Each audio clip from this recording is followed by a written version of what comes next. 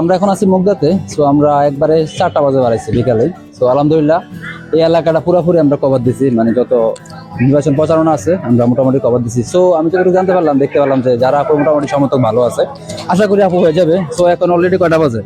এখন 11টা 43 বাজে already. So আমরা মোটামুটি আমাদের প্রচারণা শেষ। সো ইনশাল্লাহ আবার কালকে শুরু হবে। সো ভালো লাগলো এই পুরো রাত্রটা আপুর সাথে কাটালাম, এমনকি এই এলাকাটা দেখলাম এবং আপুর সাথে নির্বাচন প্রচারণা করলাম। তো ইনশাল্লাহ আশা করি এই এলাকায় যারা যারা আছেন অবশ্যই আপনারা আপুরে ফুটবল মার্কা ভোট দিবেন। ইতিমধ্যেই আপনারা সবাই জানেন যে যারা আপু এনসিপি থেকে পদত্যাগ নিয়ে এখন খিলগাঁও 9 আসন থেকে স্বতন্ত্র প্রার্থী হিসাবে দাঁড়িয়েছে। ঢাকা 9 আসন খিলগাঁও, সবুজবাগ, মুগদা আর অন্যান্য এলাকা নিয়ে ঢাকা 9 আসন গঠিত।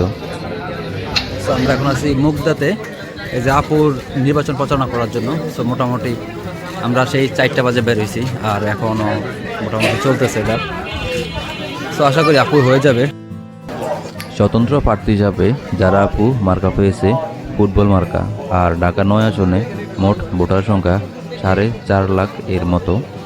ঢাকা 9 আসন থেকে বিএনপি থেকে মনোনীত পেয়েছে হাবিবুর রশিদ হাবিব, তার মার্কা হলো ধানের শীষ।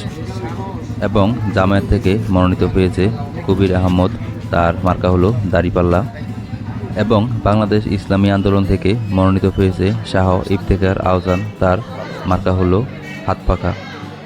এছাড়াও ঢাকা 9 আসন খিলগাঁওতে আরও অন্যান্য নির্বাচন প্রার্থী রয়েছে, তবে এই 4 জনের বেশি জনপ্রিয়তা এখানে, তাদের ভোটার সমর্থক অনেক বেশি।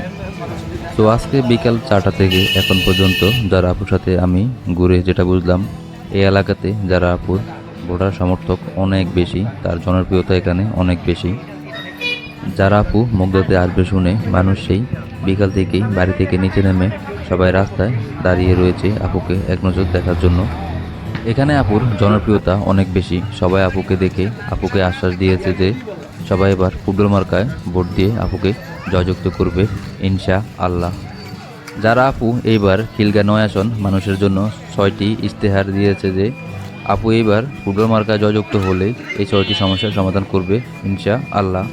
যেমন পরিষ্কার পরিচ্ছন্নতা করবে, মাদক মুক্ত করবে এবং চিকিৎসা ব্যবস্থা উন্নত করবে এবং মহিলাদের বাসাবাড়িতে গ্যাসের সমস্যা সবসময় লেগে থাকে, তাই এটা সমাধান করবে।